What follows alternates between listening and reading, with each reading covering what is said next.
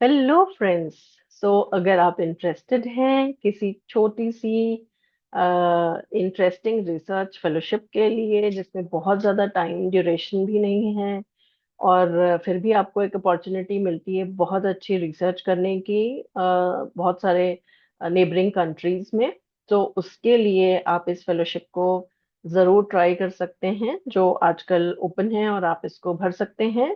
ये फेलोशिप है international centre for genetic engineering and biotechnology की। ये फेलोशिप है, इस फेलोशिप का नाम है स्मार्ट फेलोशिप।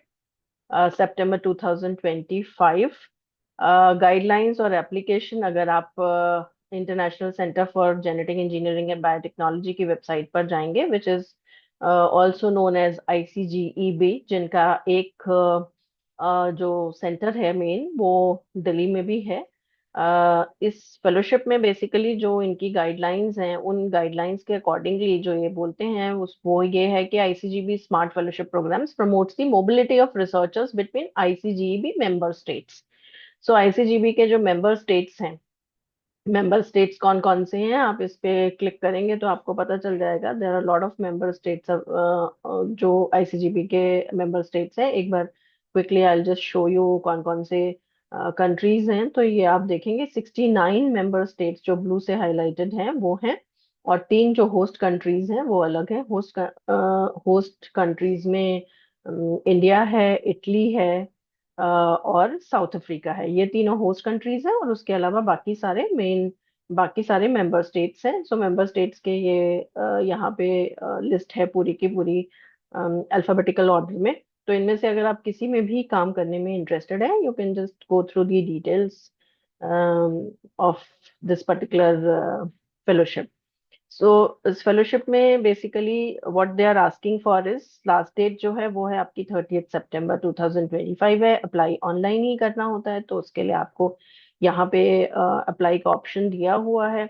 और मोस्ट इम्पॉर्टेंट ये है कि बेसिकली जो रिसर्च से रिलेटेड कोलैबोरेशंस हैं उनको स्टैब्लिश करने के लिए ये फेलोशिप दी जाती है, जिसमें इंडियन लेबोरेटरी एक किसी मेंबर स्टेट की लेबोरेटरी के साथ मिलकर के काम करती है, where you can have an Indian mentor as well as a mentor from the member state country.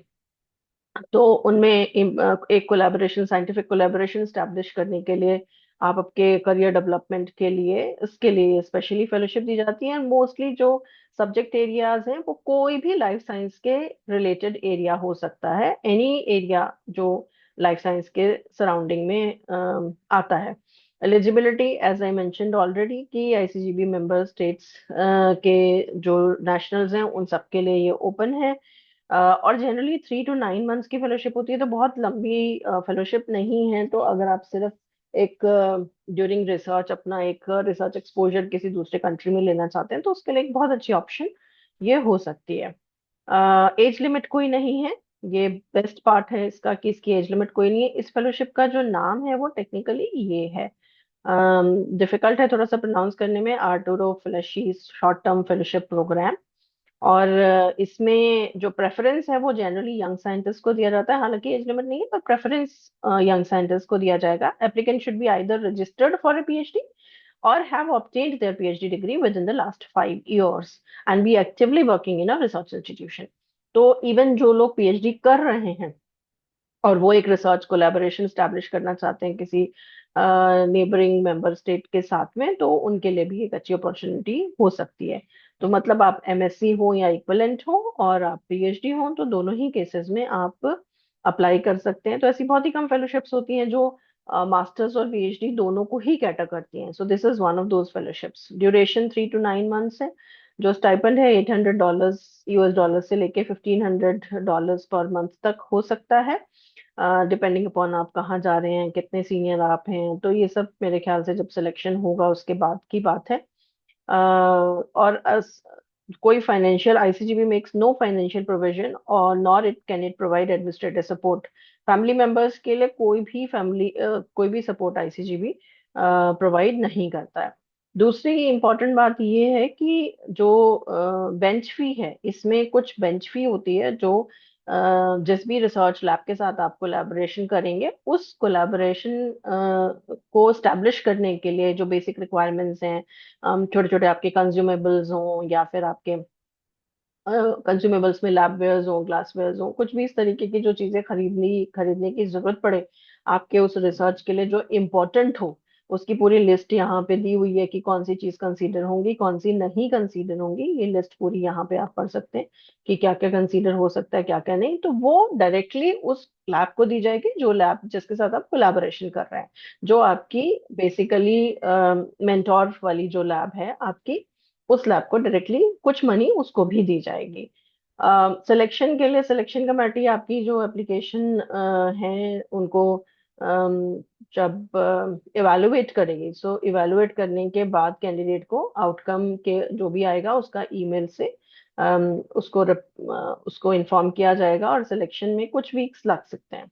तो मेन क्राइटेरिया जो होगा, वो क्राइटेरिया में साइंटिफिक एक्सीलेंस आपके प्रोजेक्ट की होगी जो आप डेवलप करेंगे, प्रेफरेबली इस तरीके की जितनी फेलोशिप्स होती हैं। I keep telling that again and again, mostly ऐसा होगा कि आप एक फैकल्टी मेंबर या एक प्रोफेसर किसी भी होस्ट इंस्टीट्यूशन में जहां आप चाह रहे हैं जाना, जिसका और आपका एक सिमिलर तरीके का रिसर्च एरिया हो, जिसमें आप सिमिलर तरीके की रिसर्च या अपनी रिसर्च का कोई एक एक्सटेंशन जो आपको लगता है आप यहाँ नहीं कर सकते हैं पर कोलैबोरेटिव काम में कर सकते हैं, आइडेंटिफाई करके फिर उनसे आपको उनका एक्सेप्टेंस लेटर लेना होता है कि वो आपको एग्री कर रहे हैं अपनी लैब में लेने के लिए, then only you can apply for these fellowships.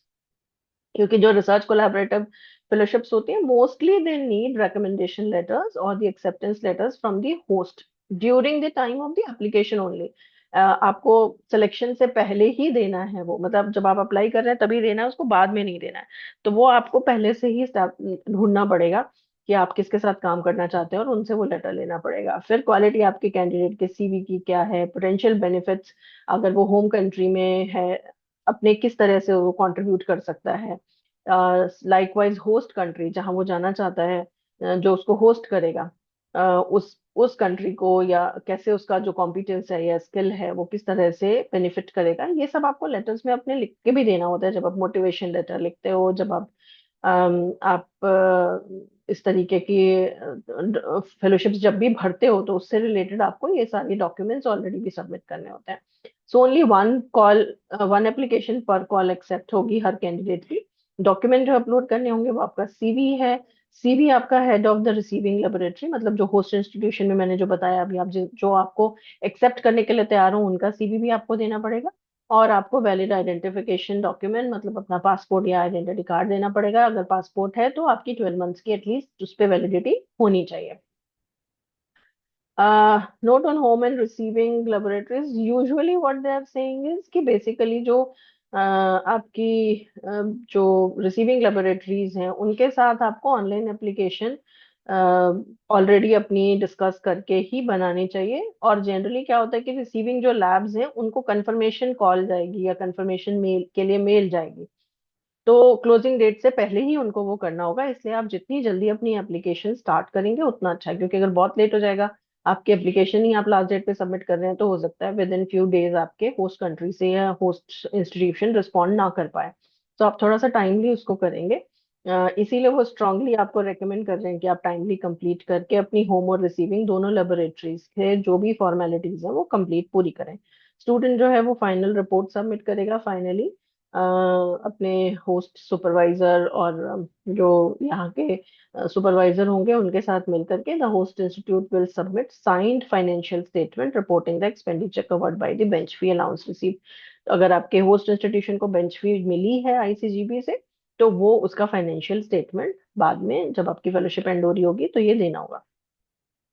FAQs भी दिए हुए हैं यहाँ पे कुछ एफएक्यूज, अगर आप इंटरेस्टेड हैं, आपको बेसिक इन्फॉर्मेशन समझ में आ गई है तो आप एफएक्यूज देख सकते हैं और भर सकते हैं। मैं बहुत ज्यादा डिटेल में नहीं बताऊंगी।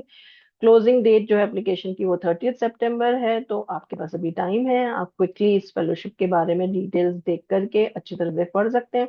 गाइडलाइंस भी दी हुई हैं कि किस तरह से आपको जब फॉर्म खुलेगा तो क्या क्या रिक्वायरमेंट्स होंगी, क्या क्या चीजें भरनी होंगी। You can just go through this document and जितनी भी चीज रिक्वायरमेंट्स हैं उनको पहले से फॉर्म भरने से पहले अपनी पूरी करके रखें। एंड अच्छी अपॉर्चुनिटी है क्योंकि मास्टर्स स्टूडेंट्स को भी मिल रही है, अगर जो पीएचडी के लिए एनरोल्ड हैं किसी भी लैब में, उनको भी अपॉर्चुनिटी मिल रही है, तो they must also try, because जितना आपका रिसर्च एक्सपोजर होगा, not only in India but abroad as well, वो आपको हमेशा ही आपके करियर में डेवलपमेंट में आपको हेल्प करेगा. So you must try for such exposures as and when you get. Of course, these fellowships are quite competitive fellowships, but अगर आप फॉर्म भरेंगे ही नहीं तो वैसे ही आपको नहीं मिलेगी, बट एटलीस्ट अगर आप फॉर्म भरेंगे और कोशिश करेंगे तो, और आपका सीवी अगर अच्छा आपने बिल्डअप कर रखा होगा, तो आप किसी न किसी फेलोशिप को जरूर क्रैक कर लेंगे, जो आपके लिए आगे आपके करियर के लिए बहुत हेल्प करेगी. So I hope some of you would be able to fill up this application. I keep sharing such informations in the hope that at least some of you would be benefited. तो अगर आपको ये fellowship मान लीजिए मिलती है, तो आप मुझसे जरूर शेयर करिएगा. Wish you all the very very best.